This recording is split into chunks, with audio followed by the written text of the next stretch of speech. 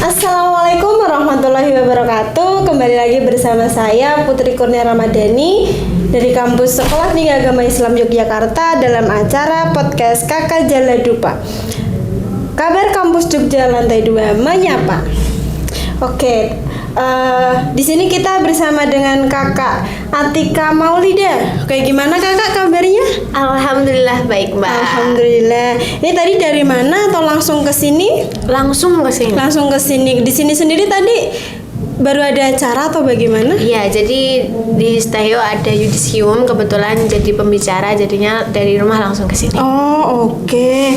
Nah, Kakak Atika sendiri nih sosok perempuan yang sangat luar biasa sekali. Tadi saya diberitahu bahwa beliau itu memiliki beberapa bisnis, beberapa cerita yang sangat luar biasa. Nah, di sini bisa ceritakan sedikit nggak sih Kak kesibukan Kakak di rumah ataupun kegiatan-kegiatan lainnya? Bisa. Dari mana nih, Mbak? Aku bingung mau memulainya. Mungkin dari story-nya dulu, story kehidupannya itu seperti apa. Aduh. Ceritanya sampai menjadi luar biasa sampai sekarang ini bagaimana? Oke, jadi story kehidupan ya. Kalau kita bilang tentang kehidupan tuh ada susah dan ada senangnya juga, ada suka duka dan lain sebagainya ya. Ini aku mau cerita tentang bahwasanya saya itu seorang single parent, anaknya 3. Oh, 3. Ya, jadi saya setiap hari itu kayak orang lagi IO. Jadi kayak harus mengatur waktu, terus manajemen waktu dengan baik. Sekalinya kadang meleset itu tuh bisa bikin seharian itu tuh kayak jadwalnya jadi gagal kayak Jadi gitu. gagal, Ya, jadi padahal moodnya ya Kak. benar, padahal saya itu masih mengurus anak, masih mengurus kerjaan. Di sisi lain saya juga masih seorang pelajar. Nah, manajemen waktu itu kan butuh jam terbang juga. Jadi awalnya ternyata waktuku nggak cocok kalau seperti ini. Saya terapkan cara lain, gimana caranya hari ini tuh saya bisa menyelesaikan banyak tugas. Jadi kayak misalkan saya pergi kerja kan jam 8 udah mulai. Nah, sebelum jam 8 saya udah membersihkan kamar dulu, membersihkan cucian piring, terus udah nyalain mesin cuci. Nah, mesin cuci kan baju kotor tuh. Nah, aku tinggal dulu kerja. Nanti setelah selesai, entah selesai kerjaanku itu kapan, aku baru jemur. Jadi kadang jemur baju bisa jam 6 malam, jam 10, jam 1, kadang bisa juga lebih awal. Jadi nggak nentu. Jadi dalam hidup tuh kadang kok pekerjaanku tuh berat selesai ya. Tapi kan saya diberi kedudukan yang tidak semua orang itu diberi. Saya menjadi seorang single parent yang mana jumlah anaknya itu 3. Jumlahnya tuh nggak sedikit. Nah, tapi di sini saya bersyukur saya masih diberi anak. Tidak semua wanita itu dititipi. Iya. Nah, jadi di situ kayak saya nggak apa-apa deh saya menjadi seorang single parent, tapi saya bisa sama anak-anak saya karena mereka itu yang membuat saya bisa berdiri sampai saat ini. Oke, sangat luar biasa ya Kak. Ini kan yang pertama umurnya masih muda Kak. Umurnya berapa nih? Sepertinya kalau kelihatan dari muka dan sebagainya ini masih terlihat sangat muda sekali. Coba tebak berapa ya? Yang pasti belum ada 30 ya Kak ya? Salah. Ayo tebak berapa? Berapa? 34?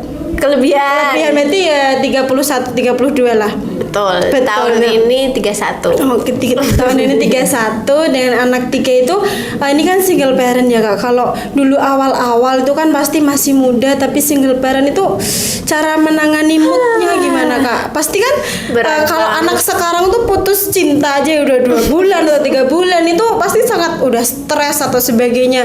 Nah, kalau mengatur mood sendiri nih biar bisa motivasi buat anak-anak muda, biar bisa tetap kuat, nggak sampai bunuh diri atau sebagainya, gitu gimana Kak? Jadi pas itu saya hamil 4 bulan nih, ditinggal secara tiba-tiba, dan itu benar-benar kayak kok harapanku tidak sesuai nih. Tuhan kenapa memberikan jalan cerita seperti itu nih? Kayak saya tuh ngerasa kayak Tuhan jahat ya sama aku. Nah, itu kan saya ditinggal secara tiba-tiba, itu kan psikologi saya juga terganggu. Iya, pasti. Saya pernah minum Sprite biar anak saya itu gak jadi lahir. Itu posisi 4 bulan ya Kak? Iya, karena aku kepikiran nanti kalau anak ini lahir bapaknya sudah pergi entah kemana, kasihan. Jadi kadang kayak mikir lebih baik kamu nggak usah lahir deh gitu. Tapi di sisi lain lalu saya diingetin temen, kalau kamu minum Sprite sampai anak itu mati, ya kalau anaknya tuh mati, kalau kamu yang mati bagaimana? Bener juga ya, kayak merugikan diri sendiri juga kan. Terus akhirnya aku nggak jadi melakukan hal yang konyol kayak gitu. Terus kayak ya Allah maafin aku udah berbuat kayak gini, aku nggak bersyukur dikasih anak ini, walaupun aku ditinggalin suami, aku harus bangkit lahannya, aku berjuang gimana caranya anak ini tuh lahir normal. Maksudnya tuh normal tuh tidak kekurangan seperti dari anak-anak lainnya. kesalahanku, maksudnya aku tidak melukai dia gitu. Nah, maafin aku sekali itu deh. Terus habis itu aku mikirin pokoknya harus lahir, nggak boleh aku melakukan kayak gitu lagi. Terus ya itu sebenarnya nggak ada orang tahu sih, yang tahu cuma teman. Karena kan posisinya aku di kafe tuh pengen pesen soda dan ini biar anaknya tuh nggak usah lahir, tuh aku udah habis 2 gelas atau 3. Ya sebenarnya habis banyak sih, tapi kayak udah stop. Kalau kamu marah sama keadaan jangan salahin Anaknya. anak. Itu bener-bener aku udah kayak stres harus gimana. Akhirnya dari situ saya bangkit, aku harus bisa lahiran dengan selamat dan anakku juga selamat. Nah posisinya anakku terlilit tali pusat 2 kali tuh Mbak. Itu kan susah ya nanti lahirnya. Nah di situ aku udah ikhlas, kalau seandainya anakku pergi ya udah aku ikhlasin, tapi kalau seandainya lahir dan selamat aku harus jaga dia baik-baik walaupun nanti tanpa ayahnya. Nah akhirnya aku berjuang lahiran dengan selamat.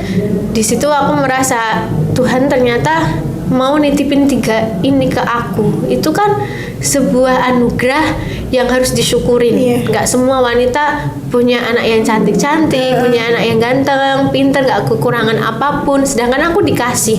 Masa aku nggak bersyukur?